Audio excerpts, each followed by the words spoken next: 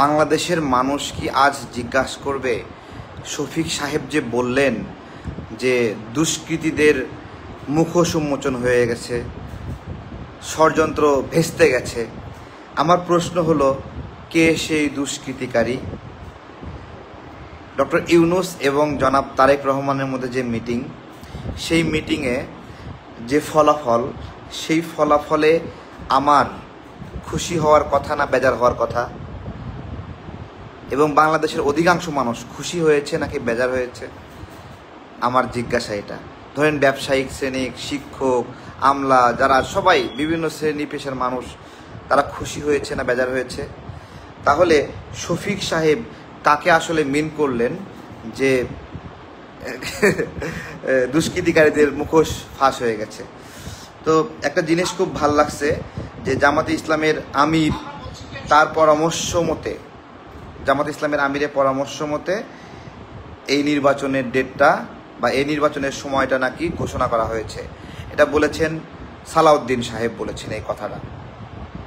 তো আজকে আমার এই আলোচনার মধ্যে পিনাকি দাদা এবং ইলিয়াস ভাইয়ের আপনার হলো মুড সুইং বা অনেক বিষয় আসবে, আপনারা খুব মজা পাবেন আশা করি। আচ্ছা থাক, আমরা ওইটাই শুনি আর কি।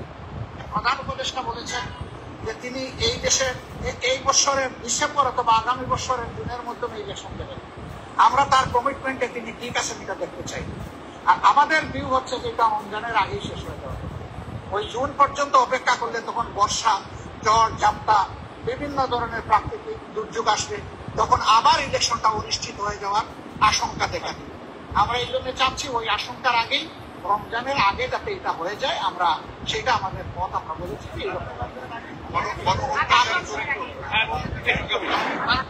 আমরা বলছি যে সরকারের প্রধান উপদেষ্টা বলেছেন যে তিনি এই দেশের এই বছরের ডিসেম্বর অথবা আগামী বছরের জুনের মধ্যে ইলেকশন দেবেন। আমরা তার কমিটমেন্টে তিনি ঠিক আছে এটা দেখতে চাই। আর আমাদের ভিউ হচ্ছে, আচ্ছা, জামাত ইসলামের আমির বললেন ডক্টর ইউনূস তার কমিটমেন্টে ঠিক আছেন, এইটা উনি দেখতে চান। আর ওনাদের ভিউ হলো এইটা হলো যে রোজার আগে, ফেব্রুয়ারি মাসের এই সময়টাতে নির্বাচন। তো এটাকে কেন্দ্র করেই সমঝোতা হয়েছে, ওনার প্রস্তাব অনুযায়ী এটা বলেছে। দুঃখজনক হলো এইরকম একটি ইন্টারভিউ থাকার পরে যেখানে উনি প্রধান উপদেষ্টার কমিটমেন্ট ঠিক থাকে কিনা উনি দেখতে চান, এখন বাংলাদেশের নাগরিকরা কি বলবে জামাতে ইসলামের কমিটমেন্ট ঠিক থাকে কিনা সেটা তারা এদেশের মানুষ দেখতে চায়? তো আমি কিন্তু এখনও সেই দুষ্কৃতিকারী পর্যন্ত পৌঁছাই নাই যে শফিক সাহেব বলেছে দুষ্কৃতিকারীদের মুখোশ উন্মোচন হয়ে গেছে, তাদের পরিকল্পনা ভেস্তে গেছে। এটা আসলে কারা? তো আমরা যারা আন্দোলন করছিলাম সেটা হলো আমরা আগে নির্বাচন চাইছি। এই আগে নির্বাচন চাওয়ার জন্য আমাদেরকে বলা হয়েছে ভারতের দালাল, রয়ের দালাল, এসব বলা হয়েছে। আচ্ছা, এই ভারতের দালাল এবং রয়ের দালাল কনসেপ্টটা কই থেকে আসলো? এই কনসেপ্টটা আসলো যে ওই যে বিএনপি যে নির্বাচন চাই এবং ভারতও আগে নির্বাচন চাই, ওইখান থেকে খুঁজে বের করে ইলিয়াস ভাই এবং পিনাকি দাদা এই কনসেপ্টটা দাঁড় করালো যে যারাই নির্বাচন চাবে সেই ভারতের দালাল, সেই রয়ের দালাল। এবং পিনাকি দাদা একজন একজন করে ধরে ধরে ধরে ধরে সবাইকে রয়ের দালাল বানাচ্ছিল। তো আমার কাছে খুব আজব লাগছে, আমরা যেটা আগে দেখায় যৌক্তিকতা উপস্থাপন করেছিলাম যে এই কারণে ইলেকশনটা আগে হওয়া দরকার, দেশের জন্য ভালো হবে, সেই জায়গাতে ইলিয়াস ভাই ফেরত আসছে। তো ইলিয়াস ভাই যদি ফেরত আসে, ইলিয়াস ভাই সেখান থেকে সরে আসাতে ইলিয়াস ভাইকেও আবার রয়ের দালাল বানা হচ্ছে, ভারতের দালাল বানা হচ্ছে, ওনাকেও বলা হচ্ছে। ঠিক আছে, তো ইলিয়াস ভাই যেই আপনার হলো ঢিলটা আমাদের দিকে ছুঁড়েছিলেন, ওই ঢিলটা এখন ইলিয়াস ভাইয়ের দিকে লাগতেছে। ঠিক আছে, শুধু ইলিয়াস ভাই না, পিনাকি দাদাও তার একটা বক্তব্যে জামাতকে নিয়ে অনেক কিছু বলেছে, যেটা আগে উনি এভাবে বলতেন না জামাতকে নিয়ে, যে জামাতের কমিটমেন্ট ঠিক থাকে না, জামাতের বয়ান ঠিক থাকে না, তারপরে জামাতের লক্ষ্য ঠিক নাই, এই বিভিন্ন কিছু মিলে পিনাকি দাদা অনেকগুলো বক্তব্য দিয়েছেন। তো আমার প্রশ্ন হলো, পিনাকি দাদা এই সেম বক্তব্যগুলো বিএনপিকে নিয়েও দিছে যে বিএনপির লক্ষ্য কি, বিএনপির উদ্দেশ্য কি তারা জানে না, তাদের ন্যারেটিভ নাই, তাদের মানে রাজনৈতিক কোনো মানে দিক নির্দেশনায় ঠিক নাই, এই ধরনের ভাবে বলেছে। তাহলে উনি জামাতকেও এইটা বললো, বিএনপিকেও এইটা বললো, আর আওয়ামী লীগকে তো বলতেইছে। ঠিক আছে, তো যাই হোক, সেইখান থেকে পিনাকি দাদা আবার ফেরত আসছে। উনি এখন খুশি, নির্বাচন আগে আসাতে খুশি। অথচ এই নির্বাচন আগে আসাকে নিয়েই যারা নির্বাচন আগে চায় তাদেরকে রয়ের দালাল এবং ভারতের দালাল বলছে। তাহলে এই যে আমরা যারা এটাকে চাইলাম, এটাকে যৌক্তিক মনে করলাম, সেই অনুযায়ী পুরা জাতি সেই দিকে মুড সুইং করলো। এখন আমাদেরকে যারা ভারতের দালাল রয়ের দালাল বানালো, এই যে একটা সঠিক চিন্তার অপরাধে, হ্যাঁ, সেইটার এখন কি হবে বলেন? এখন কে কে আসলে বিক্রি হলো? এক নাম্বার যদি বিক্রি হয় ডক্টর ইউনূস স্যার বিক্রি হয়েছে, 2 নাম্বার বিক্রি হলো ইলিয়াস ভাই বিক্রি হয়েছে, 3 নাম্বার পিনাকি দাদা বিক্রি হয়েছে। ঠিক আছে, এইটাই হলো একটা বিষয়। তো পিনাকি দাদাকে আজকে স্মরণ করে দিতে চাই। দাদা, আপনি একটা কথা বলছিলেন যে ইলিয়াস কি ডক্টর ইউনূস সরকারকে আপনি চ্যালেঞ্জহীন যেতে দিবেন না। ঠিক আছে, এবং আপনি বলেছিলেন এই ধরনের সমালোচনা করেই যাবেন। হ্যাঁ, এটা আপনার একটা পর্যায়ে প্রাথমিক গণঅভ্যুত্থানের পরে 2 মাস আপনার এই বক্তব্য ছিল। এই 2 মাস বক্তব্যের পরে আপনার সাথে আসিফ মাহমুদের দেখা হলো, সরকারের সাথে আপনার একটা সমঝোতা হলো, এবং আপনার পরামর্শ মতো বিভিন্ন উপদেষ্টা, বিভিন্ন রিক্রুটমেন্ট এগুলো হতে থাকলো। মানে এইগুলো ফেয়ারলি হয়েছে আর কি, আমরা এটা মনে করতে পারি যে আপনি এইসবে অন্যায় হাত দেন না। ঠিক আছে, তো আপনার পছন্দ মতো লোকগুলোকে এখানে আসলো। তো আমার প্রশ্ন হলো, আপনার পছন্দ মতো এতগুলো লোক এসেও এই সোশ্যাল কন্ট্রোলটা কেন করতে পারেনি? এবং আপনি দেখেন যেই দিকে পানি গড়াচ্ছে সেই দিকে গড়াচ্ছেন। পিনাকি দাদাকে আমি কোন দিন টার্গেট করছি জানেন? বাংলাদেশে তাবলিগ জামাত 2টা ভাগে ভাগ হয়ে যায়। এই যে বিভিন্ন জনকে রয়ের দালাল বানাইছে না উনি, তাবলিগ জামাত 2 ভাগে ভাগ হয়ে যায়। তারা 2টা ভাগই বাংলাদেশেরই অংশ, আমাদের দেশেরই নাগরিক। তারা তাবলিগ করে 2টা মতবাদের ভিত্তিতে করে। একটা মতবাদ হলো ইলিয়াস কান্দলবির, তার ওর উত্তরস্বরী সাদ কান্দলবি। আর একটা অংশ হলো জুবায়ের স্যারের তাদের যে গ্রুপ বা আলেমদের যে আপনার হলো বোর্ড, সেই আলেমদের বোর্ড অনুযায়ী এই 2টা অংশ মিলে কাজ করছেন। তো আলেমদের বোর্ড বলতে 2 পাশে আলেম আছে, এই পাশে আলেম আছে, ওই পাশে আলেম নাই, বিষয়টা এরকম না। তারপরে বৃহৎভাবে জুবায়ের সাহেবের অংশ আলেমদের বোর্ড হিসেবেই স্বীকৃত। ঠিক আছে, তো এই 2টা মতবাদ বিরোধ আমরা বিভিন্নভাবে চেষ্টা করছি এটাকে যেন এক জায়গায় করা যায়। তো আমি একটা বক্তব্যে দেখলাম যে উনি ব্যাপকভাবে তাবলিগ জামাতের একটা অংশকে ভারতের দালাল, ভারতের আপনার হলো এজেন্ট বাস্তবায়ন করতেছে, এই ধরনের একটা কথা বলে ফেলে। আমাদের দেশে এই যে আমাদের তাবলিগটা 2টা অংশে বিভক্ত হলো। আমি তাবলিগের একজন নিয়মিত সাথী। তাবলিগের একবারে 14-15 লক্ষ মানুষ খেদমত করতেছে আপনার হলো একটা অংশে, আর একটা অংশে 14-15 লক্ষ মানুষ খেদমত করতেছে, অনেক বৃহৎ অংশ মানুষ। কিন্তু এই যে একটা অংশের মানুষকে পুরাপুরি ভারতের দালাল বানিয়ে দেওয়া, যারা বাংলাদেশের সন্তান, ইসলামের খেদমত করে, তখন থেকে আমি পিনাকি দাদাকে টার্গেট করছি। আমি ওনাকে চ্যালেঞ্জ করছিলাম ওই সময় যে আপনি আমাদের দেশের ইসলামের খেদমত করতেছে, তাদের মধ্যে বিভেদ চলতেছে, আপনি একটা ভাগকে আপনি কেন এই ভারতের দালাল বানালেন? তো বলতেছে যে প্রথম আলোর সাথে ছবি, এইটা ওইটা এটা বিভিন্ন কারণে ভারতের দালাল বলতেছে। আজকে একটা কথা বলি, প্রথম আলোর সাথে তো প্রথম আলো তো ওই যে মতিউর রহমান, মাহফুজ, তারা তো ডক্টর ইউনূসের সাথেও আপনার হলো মিটিং করছে, তাদের সাথে মিটিং করছে, তাদের সাথে ইন্টারভিউ নিচ্ছে, কথাবার্তা বলছে। তাহলে ডক্টর ইউনূস তো ভারতের দালাল, রয়ের দালাল। এই যে কারোর সাথে কারো দেখা সাক্ষাৎ হলে, একটা ছবি থাকলে, অথবা কোনো একটা সময় একটু কথা বলতেছে, ভাব বিনিময় করতেছে, এর মধ্য দিয়ে একটা খণ্ডাংশ চিত্র নিয়ে একটা গল্প দাঁড় করানো যে অমুক অমুক ভারতের দালাল। ঠিক আছে, এইটাকে চ্যালেঞ্জ করেছিলাম তখন থেকে যে আপনি আমার তাবলিগের একটা অংশকে এভাবে ভারতের দালাল বইলে ভারতের দিকে ঠেলে দিতে পারেন না, ভুজুম ভাজুম বোঝাই। ঠিক আছে, আচ্ছা, ইলিয়াস ভাই এবং পিনাকি দাদা এই ভুলগুলো কেন করতেছে? এই ভুলগুলো কেন করতেছে আসলে আমি আপনাদেরকে বলতেছি।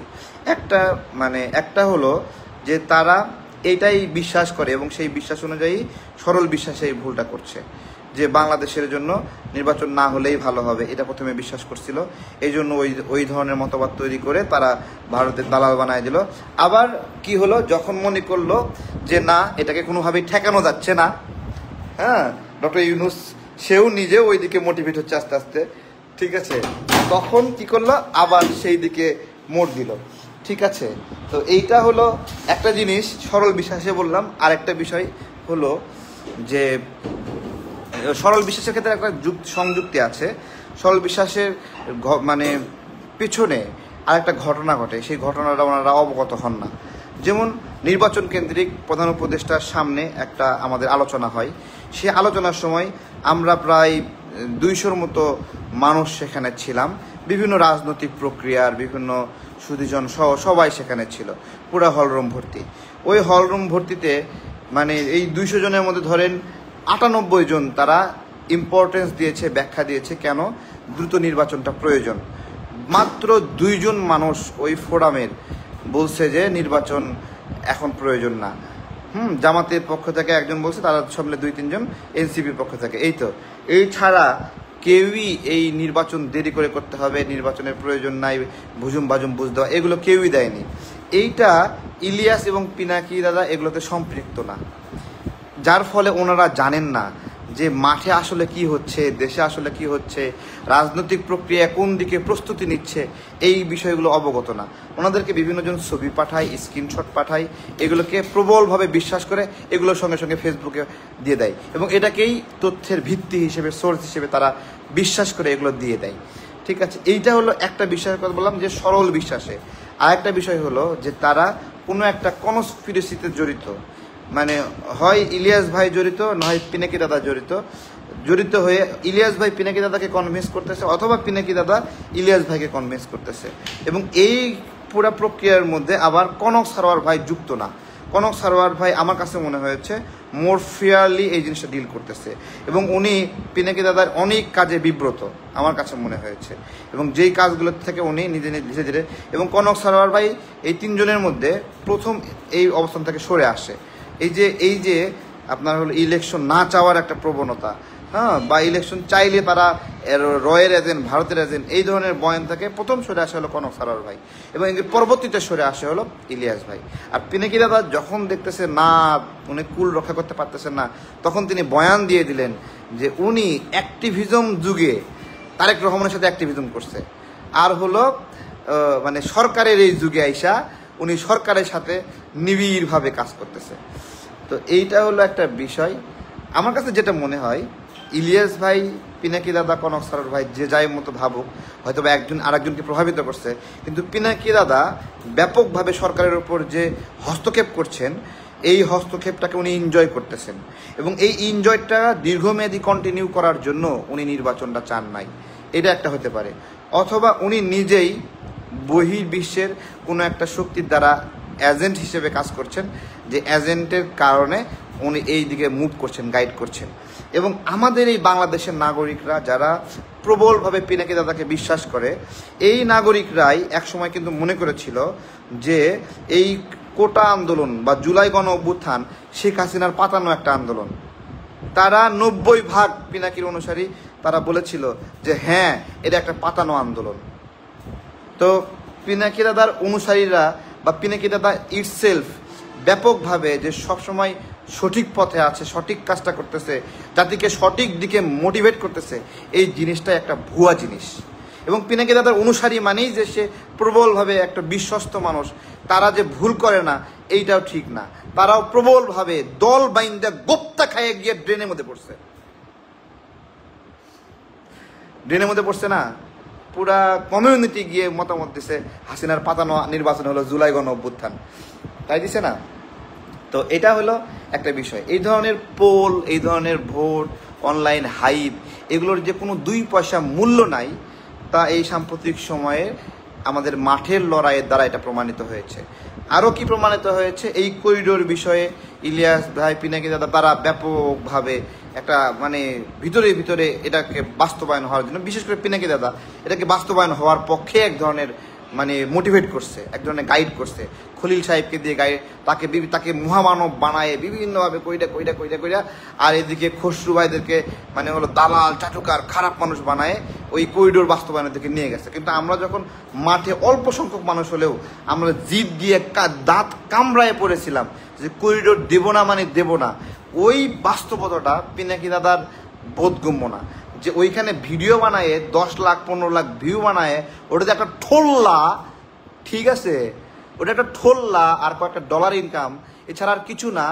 আজকে যেটা ঠোল্লা, আজকে যেটা সে গুরুত্বপূর্ণ হিসেবে উপস্থাপন করতেছে, কালকে এটা ঠোল্লা, আবার কালকে যেটা গুরুত্বপূর্ণ পরের দিন এটা ঠোল্লা, এটার কোনো ইম্পর্টেন্স নাই, ঠিক আছে। কিন্তু মাঠে যেটা আমরা অল্প মানুষ, ধরেন 50 জন মানুষ 100 জন মানুষ নিয়েও করিডোরের বিরুদ্ধে প্রোগ্রাম করতেছি, এটা গুরুত্বপূর্ণ হয়ে উঠতেছে।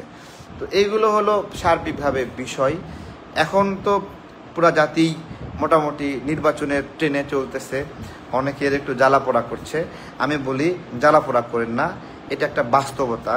বাস্তবতা হলো বাংলাদেশে এই জুলাই গণ অভ্যুত্থানে সবচেয়ে বড় অবদান রাখছে হলো জাতীয়তাবাদী দল বিএনপি, এবং আমরা ছোট ছোট দলগুলো আমাদের জায়গা থেকে সামর্থ্য অনুযায়ী কাজ করছি, এবং বাংলাদেশের জনগণ স্বতঃস্ফূর্তভাবে এই আন্দোলনটাকে নিজের মনে করে নিয়ে মাঠে নামছিল, এবং এর ফলেই এই গণ অভ্যুত্থানে আমরা বিজয়ী হয়েছি।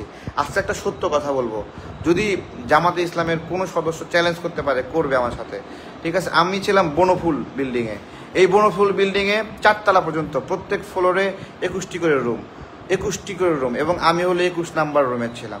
এই 21টি রুমের মধ্যে ভালো করে শোনেন, শুনতেছেন, এই 4-21 কত হয়? 4-21 84।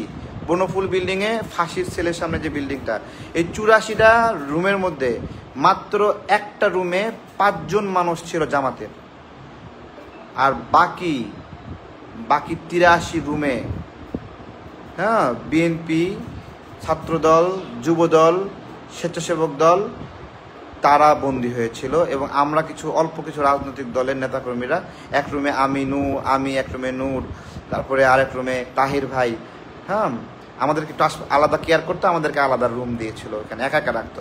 কেয়ার না তো মানে আমাদের সঙ্গে কাউকে মিশতে দিত না বিষয় বেসিক্যালি, ঠিক আছে। এটা হলো এই গণ অভ্যুত্থানের একটা রেশিও বললাম, জাস্ট একটা বন্দিশালার রেশিও বললাম, যে ওইখানে এইরকম অবস্থা। এবং এইটা আমি আপনার হলো এক জেল থেকে এক থেকে আর এক ইয়েতে, ওই একজন জেল মানে কর্তৃপক্ষ আমার কাছে আসতো, তথ্য দিত, সে আমাকে হেল্প করতো, আপনার হলো তার মাধ্যমে এই অন্য জেলখানার বিষয়গুলো আমি একইভাবে অবগত হয়েছিলাম। তো এইটা হলো একটা সার্বিক বিষয়। এই জুলাই গণ অভ্যুত্থানের পরে এত বড় একটা ডেডিকেশন রেখে রাজনৈতিক কর্মীগুলো তাদেরকে যেভাবে হেই করা হয়েছে এই পিনাকির পরামর্শে, ঠিক আছে, শুধুমাত্র পিনাকি দাদার পরামর্শে এটা, সে যতক্ষণ না পর্যন্ত এই সরকারকে গ্রিপে নিতে পারছে, গ্রিপে নিয়ে দলায় মশাই না করতে পারছে, ততক্ষণ পর্যন্ত এটারে খালি বাড়ি মারছে, যে কতক্ষণ পর্যন্ত মানে তার গ্রিপে নিতে হবে, সরকারকে নিজের মতো করে কন্ট্রোল করে নিয়ন্ত্রণ করতে হবে, ঠিক আছে।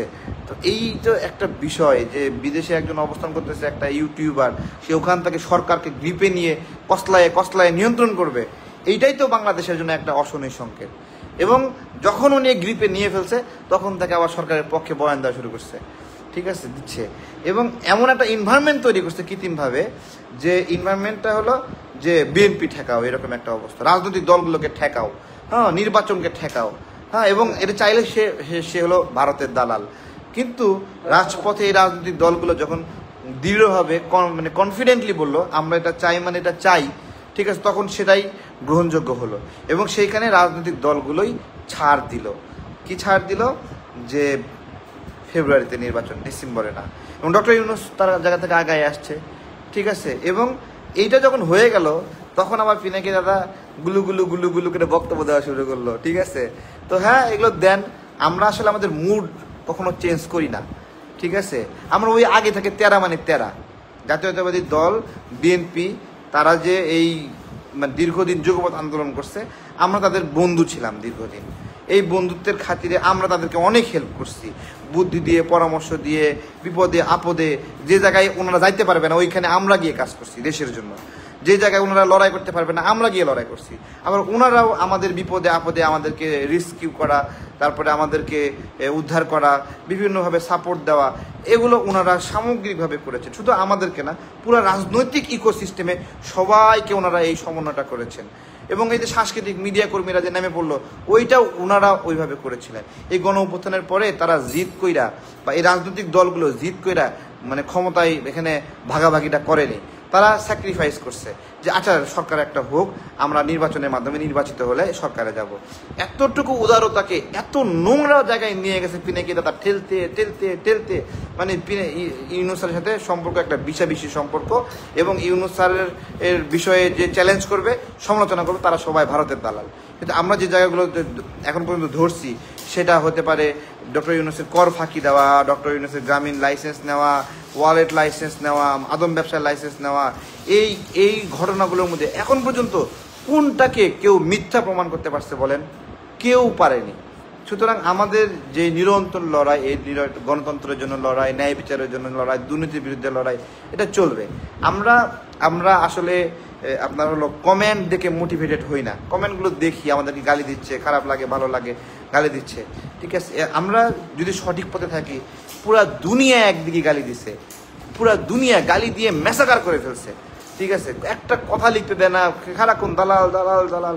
আরে ভাই, এই যে 24-এর গণ অভ্যুত্থান, এটার যে শুরু যেখান থেকে হয়েছে, ওইখানে একজন উদ্যোক্তা আমি এই বাংলাদেশে ধরেন রাজনীতি করলাম না, আমার রাজনীতির প্রয়োজন নেই, আমার মতো আরো 10 জন রাজনৈতিক কর্মী তাদেরকে দালাল মনে করেন, সব এখান থেকে রাজনীতির মাঠ থেকে সরে গেল। তারপরে ওই যে পিনাকি ওইখান থেকে, আমেরিকা থেকে, ফ্রান্স থেকে বসে বসে, ইলিয়াস বসে বসে বাংলাদেশের রাজনীতির গতিপথ ঠিক করবে, এই তো। হ্যাঁ, তো চলুক, ভালোই, দেখা যাবে, আমরা সরে যাবো না এখান থেকে। আচ্ছা, ওইটা এখনো বলা হয়নি, মানে শেষ করতে গিয়ে শেষ হয়নি। আসলে শফিক সাহেব যে বলল যে ডক্টর ইউনূস এবং আপনার হলো তার জনাব তারেক রহমান আপনার এই যে মিটিংটা করলো, দুষ্কৃতিকারীদের ষড়যন্ত্র মানে হলো মানে ধাক্কা খাইলো। আসলে দুষ্কৃতিটা আসলে কারা আমি জানি না। আমি তো চাইছিলাম এরকম একটা বৈঠক হোক, একটা সেটেলমেন্ট আসুক, দেশ স্থিতিশীল হোক, আমি এটা চাইছিলাম। আমরা তো চাই, আমরা এটা খুবই খুশি, মনটা ভরে গেছে এটার পরে, এই ঘটনার পরে। তাহলে এই আসলে ওই দুষ্কৃতীরা আসলে কারা, শফিক সাহেব আসলে কাদেরকে বলছে আমি আসলে জানি না। আপনারা কি জানেন? জানলে একটু বলেন তো দুষ্কৃতিকারী কারা।